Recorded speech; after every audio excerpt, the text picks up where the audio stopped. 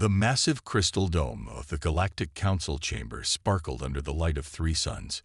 Inside, representatives from 30 different species sat in rising tiers of seats, their quiet whispers filling the air with a mix of clicks, hums, and words from 100 different languages. Admiral James Walker stood at the entrance, straightening his dark blue uniform. Even after 20 years in Earth's Space Force, he still felt like a fresh recruit at times like these. This was humanity's first invitation to the Galactic Council, and he couldn't mess it up. Earth representative called out the electronic translator. "Please take your assigned seat." Walker walked forward, feeling the eyes of alien diplomats following his every move. Some looked like giant insects, others like living crystals, and a few were merely floating clouds of gas. He found his seat, smaller than most others, and clearly added as an afterthought. The council leader, a tall being with silver skin who called himself the first speaker, rose from his central platform. "We welcome Earth to this assembly," he announced, his words automatically translated for everyone present. "Though they are young, they have achieved faster than light travel, and thus earned their place among us." A rumble of polite applause filled the chamber. Walker noticed it wasn't very enthusiastic. "Now," continued the first speaker, "we must address the rising tensions in Sector 7. The Drachnid Empire has been expanding their military presence." "Speaking of military," interrupted a harsh voice. Walker turned to see a reptilian creature standing up. Its scales shifted colors as it spoke. "I move to discuss the defensive capabilities of our newest member. For the safety of all, of course." The first speaker nodded. "Very well. Ambassador Kex, Admiral Walker, please share Earth's current fleet status with the Council." Walker stood up, his voice steady. "Earth maintains a fleet of 50 ships capable of interstellar travel. 20 are designated as defenders, 20 as explorers, and 10 as support vessels." The chamber erupted in laughter. Even the gas clouds pulsed with colors that the translator identified as amusement. Ambassador Kex's scales turned bright orange with mirth. 50 ships, he asked, making no attempt to hide his mockery. "The smallest member of this council, before you, maintained at least 500 vessels. Most of us command thousands. The Drachnid Empire fields over 10,000 ships." Walker kept his face neutral, though his hands tightened slightly behind his back. "Quality matters more than quantity, Ambassador." This brought another wave of laughter. A blob-like creature in the upper tier expanded and contracted rapidly, their version of chuckling. "Your largest ship is barely the size of our scout vessels," it gurgled. "What quality could they possibly have?" "We've found them sufficient for our needs," Walker replied calmly. The first speaker raised a hand for silence. "While Earth's military capabilities are modest, they are not here to discuss defense. The matter at hand is the Drachnid expansion, which directly threatens Earth's space." Walker cut in. Several delegates gasped at his breach of protocol. "Our intelligence suggests they plan to move into our sector within the next solar cycle." Ambassador Kex's scales rippled with dark amusement. "Then I suggest you start building more ships immediately. Though I doubt even 1,000 of your tiny vessels would make a difference." Walker noticed Mike Roberts, his intelligence officer, sending him a discreet message on his datapad. The Drachnid fleet movements had increased. They were running out of time. "The Council notes Earth's concerns," the first speaker said diplomatically, "but we have more pressing matters. The trade routes in Sector 12 require our immediate attention." As the discussion moved on, Walker sat quietly, listening to the casual dismissal of his people's capabilities. Let them laugh, he thought. Let them mock the tiny fleet. They didn't know about Protocol Thermopylae. They hadn't seen what Earth's ships could really do. He thought about the classified reports sitting in his secure files, about the real capabilities hidden beneath the seemingly simple designs of Earth's vessels, about the AI systems that made their larger competitors look like children's toys. The Council had made the same mistake so many others had made throughout human history, judging by size alone. But Earth had learned long ago that victory didn't always go to the biggest or the strongest.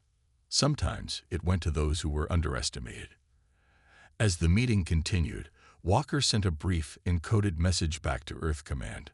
Proceed with preparations. They suspect nothing. The trap was set. Now they just had to wait for the Drachnids to spring it. 2 weeks after the council meeting, Intelligence Officer Mike Roberts stood in Earth's orbital command center, staring at the massive display screen. Red dots blinked across the star map, showing Drachnid ship movements. There were more of them every day. They're not even trying to hide it anymore, he muttered, taking another sip of his coffee. The Drachnids had grown bold after the council meeting, probably thinking Earth was too weak to resist. A junior officer rushed into the room, nearly dropping his datapad. Sir, 3 more Drachnid battle groups just dropped out of hyperspace near Jupiter's orbit. Roberts nodded calmly. Right on schedule. Send the usual response. A single observer ship to make it look like we're scared, but trying to keep track of them. The massive alien vessels hung in space like dark clouds, their sharp edges reflecting the distant sunlight. Each one was bigger than anything Earth had officially shown to the galactic community. The aliens probably expected panic. Instead, they got a single small Earth ship that kept its distance while apparently recording their movements. Status of Protocol Thermopylae? Roberts asked, switching to a secure channel. Phase 1 is complete, came the reply from Admiral Walker. All civilian ships have been quietly evacuated from the outer colonies. The Drachnids think they scared them away. And Phase 2. The fleet is in position. All 50 ships maintaining radio silence, just as planned. The enemy still thinks we only have basic scanning technology. Roberts allowed himself a small smile.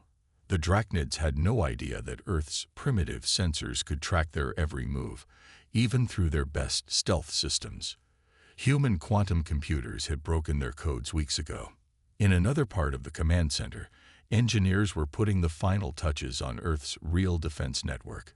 Hidden relay stations powered up across the solar system, their advanced AI systems running final checks. The massive production facilities buried inside Mercury's caves continued their work, unseen by alien eyes. Message from Drachnid command ship, the communications officer announced. They're demanding we reduce our fleet size by half as a show of peaceful intentions. Roberts laughed quietly. They want us to cut our fleet from 50 ships to 25. Send back our response. Earth humbly agrees to consider your request. The response was calculated to make Earth look weak and frightened.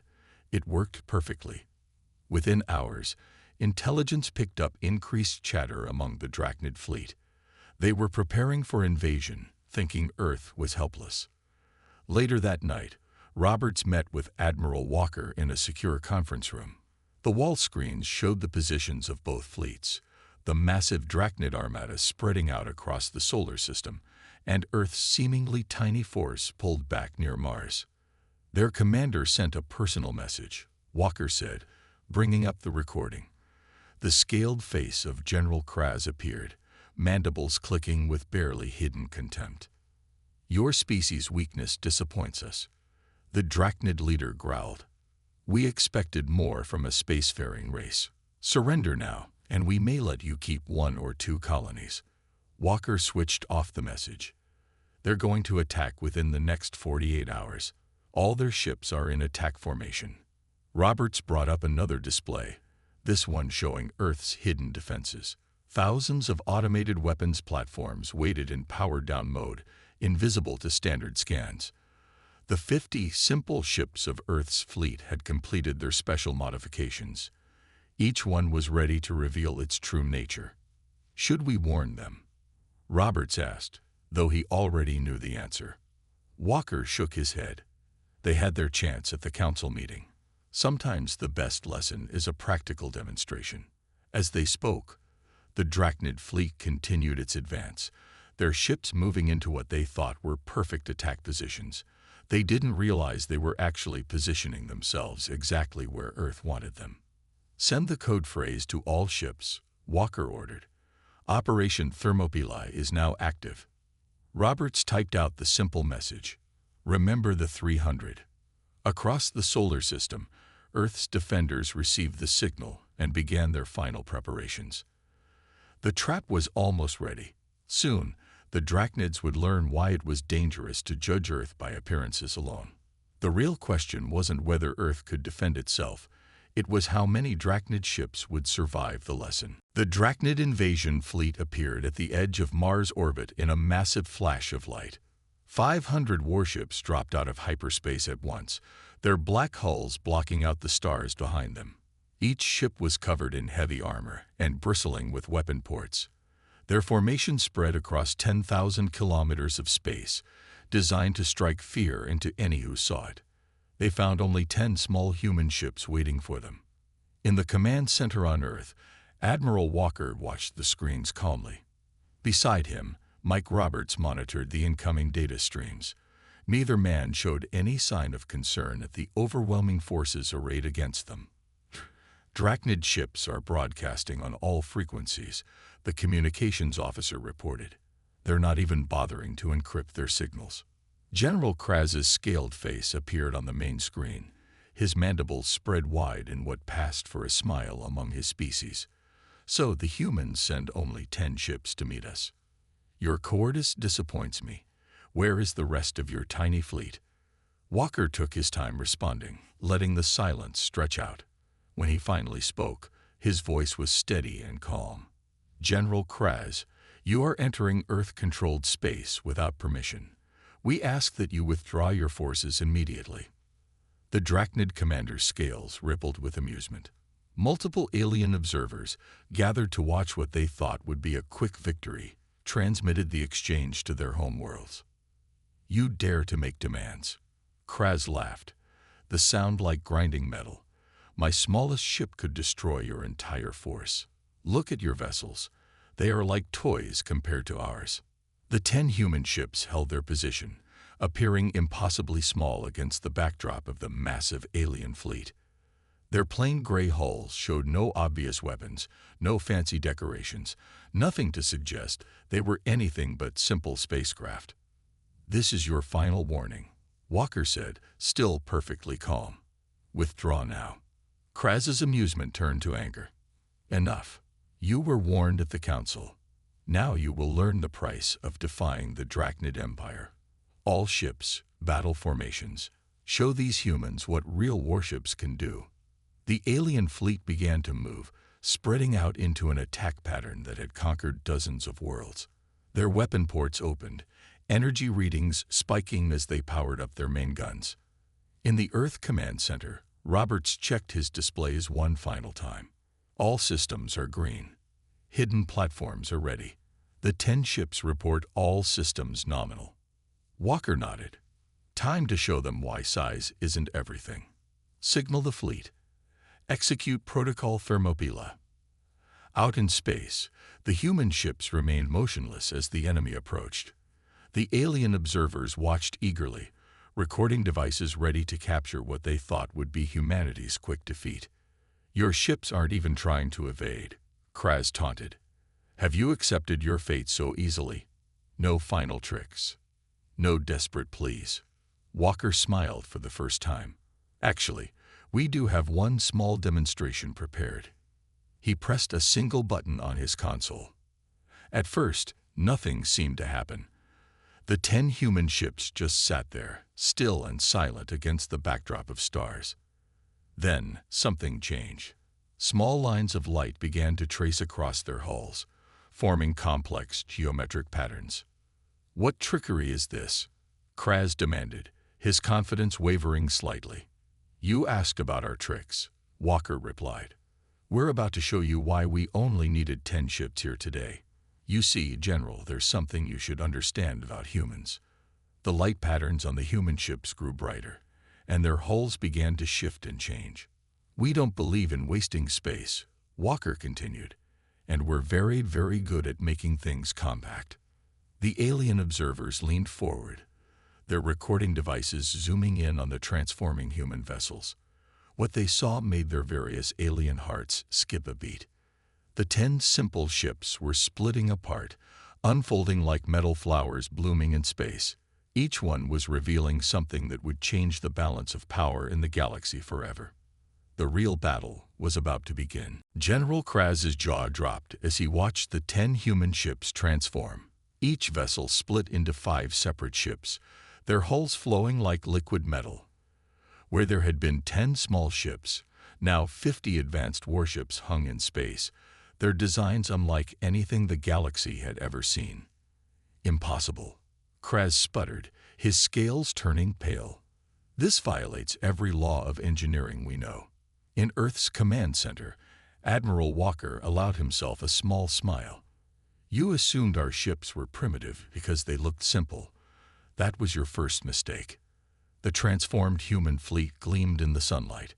Each ship now displayed smooth, angular surfaces that seemed to absorb light rather than reflect it. Weapon ports appeared where there had been none before, and strange energy fields flickered around their hulls. Second mistake, Kraz demanded, trying to hide his growing fear. Thinking size matters more than intelligence, Walker replied. He turned to Roberts. Activate the AI defense network. Across the solar system, thousands of hidden platforms suddenly powered up. They had been disguised as asteroids, space debris, and old satellites. Now they revealed their true nature, forming an invisible web of defensive systems around the human fleet.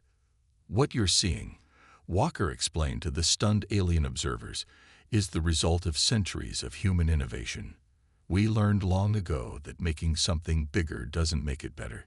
Commander Anna Thompson's voice came over the command channel.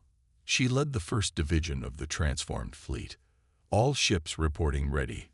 Admiral. AI networks synchronized. Quantum shields at full power. The human ships moved with impossible grace, their formations shifting like a school of fish. No pilot could move with such perfect coordination. The ships were guided by advanced AI systems that could react thousands of times faster than any living being. Final warning, General, Walker announced. Your scans are now showing our true capabilities. Would you like to reconsider your invasion? The Drachnid commander stared at his sensor readings in disbelief. The energy signatures from the human ships were off the charts. Their quantum shields operated on principles his scientists had theorized but never achieved. And the AI network linking the ships together was more advanced than anything in known space. This is some kind of trick, Kraz growled, but his voice wavered. Your ships were tiny. We saw them at the council. Roberts brought up a new display showing the full capabilities of the transformed fleet. Each of our ships contains a miniaturized fusion reactor that powers advanced matter manipulation systems. We can reconfigure our hulls at will, adapting to any tactical situation. The alien observers frantically transmitted everything they saw back to their homeworlds. The footage would shock the galaxy. Humanity hadn't been hiding in fear. They'd been hiding their strength. And those are just our ships, Walker added. You haven't seen our weapons yet. As if on cue, the quantum shields around the human fleet pulsed with energy. Strange devices emerged from hidden compartments, their purpose unclear but their power obvious. Our engineers found ways to bend space itself, Walker explained. We don't need massive guns when we can manipulate the fabric of reality. The Drachnid fleet hung motionless, their previous confidence shattered. Their sensors showed weapons that shouldn't exist, defenses that defied physics, and energy readings that made their most powerful ships look like children's toys. How? Kraz finally asked, his arrogance replaced by genuine awe. How did you hide this from everyone? Walker's reply was simple. We didn't hide anything. You just saw what you expected to see. A young, weak species with primitive technology. You never bothered to look closer. The human ships completed their formation, their quantum shields linking together to form an impenetrable barrier. The hidden platforms adjusted their positions, ready to spring their own surprises. The galaxy was about to learn an important lesson. Never judge human technology by its size. Sometimes, the smallest packages contain the biggest surprises. General Kraz made his decision. All ships, open fire. Show these humans what real power looks like. 500 Drachnid warships launched their attack at once. Energy beams and plasma bolts filled space, creating a wall of deadly fire that rushed toward the human fleet. Commander Anna Thompson's voice remained calm over the command channel. All ships, execute battle pattern Delta. Show them what we can really do. The 50 human ships moved like dancers in a perfectly choreographed performance. They split into smaller groups, their quantum shields bending the incoming fire away from them. Not a single shot hit its target. Impossible. Kraz roared. Nothing can move that fast. In Earth's command center, Robert smiled as he watched the battle displays. Our AI systems calculate and execute maneuvers 1,000,000 times faster than organic pilots. They're not just avoiding your shots, General. They're predicting them before you fire. The human ships began their counterattack. They didn't fire traditional weapons. Instead, small portals opened in space around them, bending reality itself. Concentrated beams of exotic particles shot through these portals, bypassing the Drachnid shields completely. First blood to us, Thompson reported as 3 enemy ships went dark, their systems completely shut down by the human weapons. Their shields can't stop quantum phase attacks. The Drachnid fleet tried to adjust their tactics, spreading out to surround the human forces. But the hidden defense platforms chose that moment to reveal their final surprise. Each platform generated its own microgravity well, catching the alien ships in a complex web of gravitational forces. You're not dealing with simple weapons, Walker explained to the increasingly panicked alien commander. We learned to harness the fundamental forces of the universe itself. More Drachnid ships fell silent as the human attack continued. Their massive size worked against them now. They were easy targets for the smaller, faster human vessels. The quantum shields absorbed or deflected everything the aliens threw at them. This is your last chance to surrender, Thompson offered as her ships executed another perfect formation change. We'd rather not destroy your entire fleet.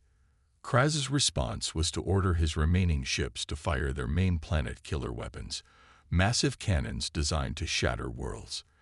The energy buildup was enormous. Walker sighed. I was afraid you'd do that. Commander Thompson, you may proceed with Pattern Omega. The human ships suddenly moved together, forming a perfect sphere. Energy coursed between them as their quantum shields merged into a single barrier. The hidden platforms added their power to the formation.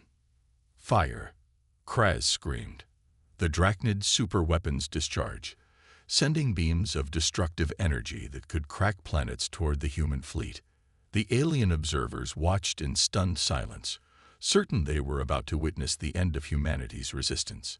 Instead, they saw something that would be remembered for centuries. The human ship's merged quantum shield didn't just stop the planet killer beams. It caught them, contained them, and then sent them back along precisely calculated paths. 20 of the largest Drachnid ships were hit by their own weapons, their massive hulls breaking apart in silent explosions. That's not possible, Kraz whispered, his scales now completely pale. You should have studied Earth's history more carefully, Walker replied. We've spent thousands of years learning to defeat bigger, stronger opponents. We don't need size when we have science and strategy. The remaining Drachnid ships began to retreat, their formation broken. The human fleet let them go, their message clearly delivered. In the command center, Roberts checked the final battle statistics. Enemy casualties: 67 ships destroyed, 48 disabled. Our casualties: 0. The quantum shields held at 97% strength throughout the engagement. Walker nodded with satisfaction. Send word to the Galactic Council. Tell them Earth is happy to provide a demonstration of our tiny fleet's capabilities to anyone else who might be considering invasion. As the Drachnid ships fled in disorder, the alien observers rushed to transmit their recordings. The galaxy was about to learn that humanity's greatest strength wasn't in the size of their ships. It was in the power of their ideas. The Galactic Council chamber erupted in chaos. Alien representatives shouted over each other as they watched the battle recordings for the third time. The same beings who had laughed at Earth's tiny fleet now sat in stunned silence every time they saw the human ships transform and fight. Admiral Walker stood calmly at the center of the chamber, hands clasped behind his back.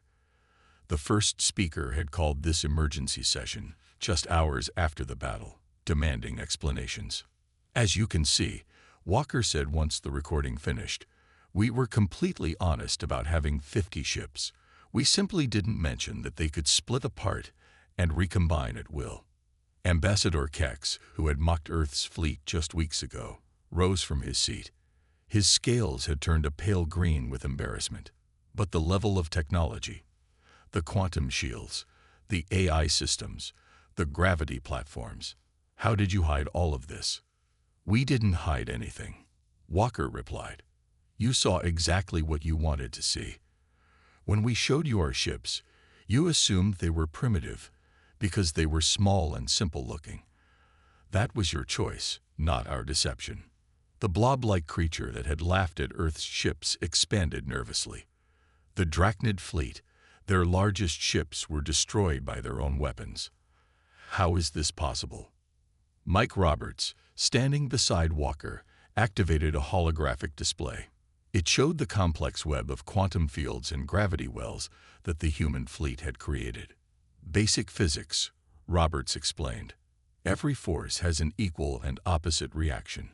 We simply found a way to redirect energy more efficiently than anyone thought possible. The bigger their weapons, the more power we had to use against them." The first speaker raised his hands for silence as more questions erupted. "This changes everything we thought we knew about humanity's capabilities. Admiral Walker, what are Earth's intentions now?" Walker smiled slightly. "The same as they've always been. We want peaceful trade and cooperation with all species.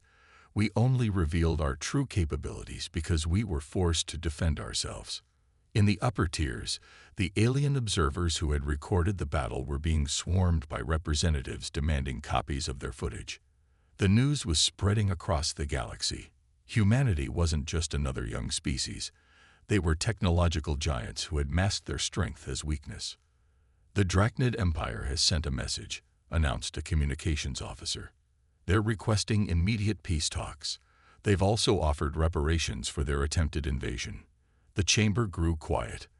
The Drachnids had never apologized to anyone in their 1,000-year history. "We accept their request for peace talks," Walker said. "Earth has no interest in revenge or conquest. We only want to ensure this doesn't happen again." The first speaker nodded slowly. "And what of the technology we've seen? The quantum shields alone could revolutionize space travel. The AI systems could transform every aspect of our civilization." "We're prepared to share some of our advances," Walker replied. "Under proper agreements, of course. Earth believes in raising all species up, not holding them down. But first," he paused, looking around the chamber at the same faces that had dismissed humanity weeks ago. "First, we need to establish new protocols for the Galactic Council. No more judging species by the size of their fleets or the appearance of their ships. No more mockery of younger civilizations, and no more threats of invasion or conquest." The representatives murmured in agreement. They had learned their lesson well. As the session continued, Roberts received a message from Earth Command. The hidden shipyards inside Mercury were continuing their work, producing more of the advanced vessels. Not because Earth wanted war, but because they knew peace came from strength. The galaxy was changing. The old powers were being forced to reconsider everything they thought they knew about military strength and technological advancement. And at the center of it all was humanity's tiny fleet, proof that true power didn't come from size, but from innovation and intelligence. The age of underestimating Earth was over. 1 year after the battle that changed the galaxy, Earth's Orbital Command Center hosted an unusual gathering. Representatives from 20 different species crowded the observation deck, watching Earth's fleet perform a public demonstration of their capabilities. Admiral Walker stood at the front of the group, answering questions as the ships went through their transformation sequences. The aliens no longer laughed at the small vessels. Instead, they watched in respectful silence. "As you can see," Walker explained, "size isn't everything in space warfare. Earth's philosophy has always been to work smarter, not bigger." Commander Anna Thompson led the fleet through a series of complex maneuvers. The ships split apart and recombined in different patterns, their quantum shields creating beautiful light shows against the backdrop of space. In the year since the Drachnid incident, everything had changed.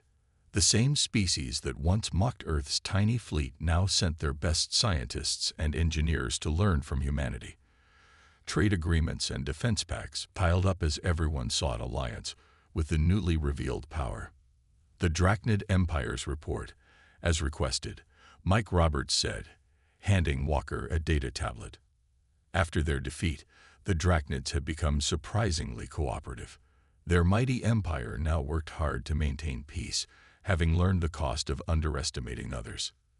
The first speaker of the Galactic Council stepped forward.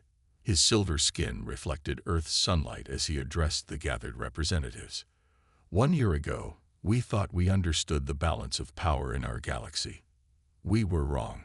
Humanity taught us that appearances can be deceiving."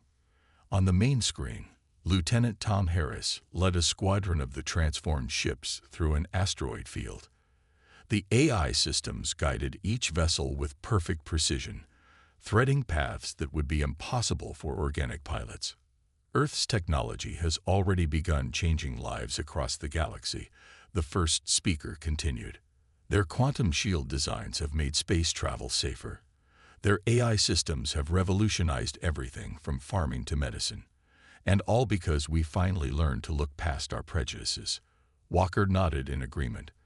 The past year had been busy as Earth carefully shared selected technologies with their new allies. They kept some secrets, of course. No one knew about the even more advanced ships being built in the Mercury shipyards. But they shared enough to lift all species forward. "The age of judging by size is over," Walker announced to the gathered aliens. "Earth welcomes all species who wish to work together for a better galaxy. Our fleet may look small, but our dreams are boundless." In the space around them, Earth's ships completed their demonstration with a final transformation. All 50 vessels combined into a single massive form, a feat of engineering that still amazed even those who had seen it before. The alien representatives applauded. Among them stood Ambassador Kex, his scales now a humble shade of blue. He had become one of Earth's strongest supporters in the Council, always reminding others of how wrong first impressions could be. To the future, the first speaker raised a ceremonial cup, and to the lessons humanity has taught us. As the gathering continued, Roberts showed Walker the latest intelligence reports. 3 other empires had already started reducing the size of their fleets, focusing instead on improving their technology. The age of massive, inefficient warships was ending. "Funny how things work out," Roberts mused. "They thought they were coming to teach us our place in the galaxy. Instead, we taught them that true strength comes in many forms." Walker smiled as he watched Earth's tiny fleet hover protectively around their world. Humanity had kept their advanced technology hidden not out of fear, but because they knew that sometimes the best way to teach a lesson was to let others learn it themselves. The galaxy had learned that lesson well. Never again would they judge a species by the size of their ships or the apparent simplicity of their technology. Earth had shown them a better way, one where intelligence and innovation mattered more than brute force and size. And if anyone ever forgot that lesson, Earth's fleet would be happy to demonstrate it again.